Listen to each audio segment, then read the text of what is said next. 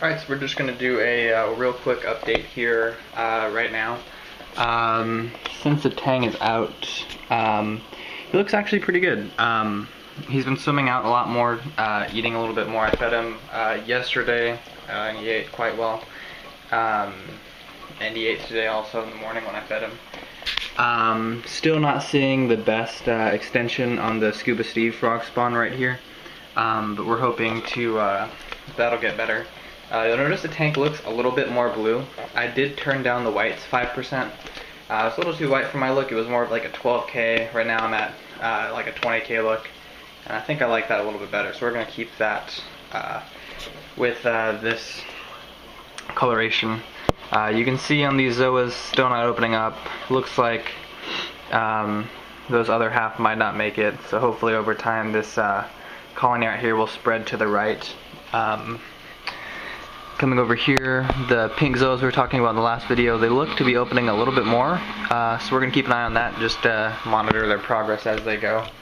Down here, the head that we were taking note of looks pretty good. Everything looks pretty good on this coral. This zoa frag is still closed. I'd imagine it'd be closed for a few days, probably, since the tang is in front of us. Let's go ahead and take a shot of him.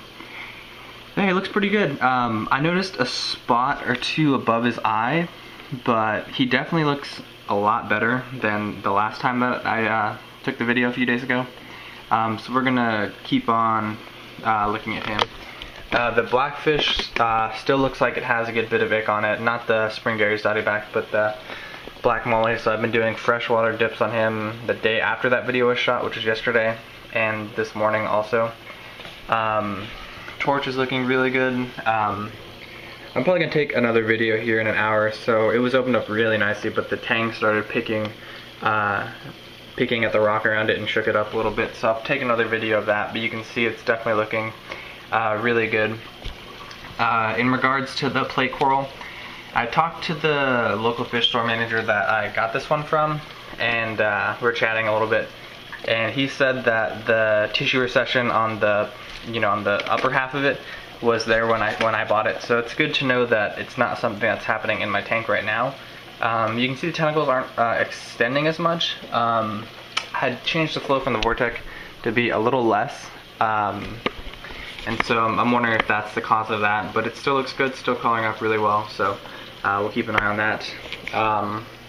The LA Lakers down here that were closed in the last video, almost all the algae has been eradicated from them. The tang's been picking at it. I've been doing daily peroxide baths, and you can see it's really responding well. So whenever this is done and healed up, it's going to go right there on the rock.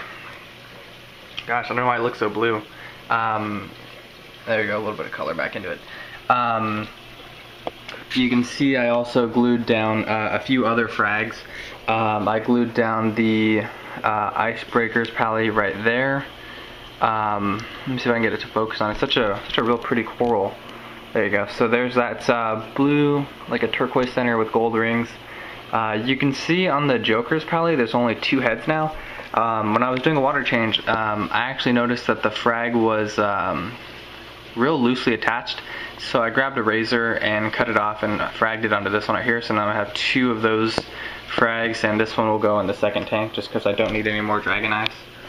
You can see the pinks still doing really well. The candy apple greens, which I had a little bit of concern of, they're no longer excreting that that brown poo-like substance, and so that's good. They're opening up real nicely, you can see right there, and so I'll keep an eye on those in future videos.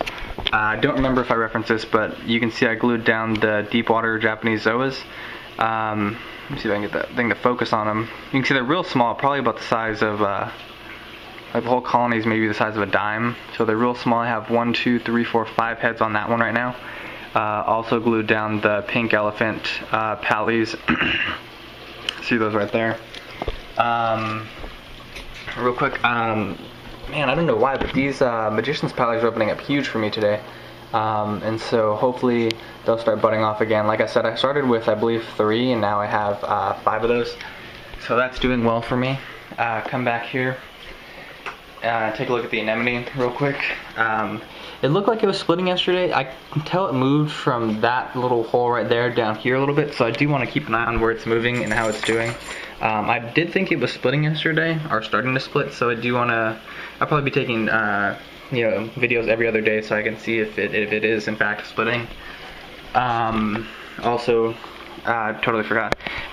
We did pick up a toadstool yesterday, so we glued it down, and it was a little bit smaller than I was expecting. I was expecting something a little bit bigger, but you can see it is kind of wrapped around itself.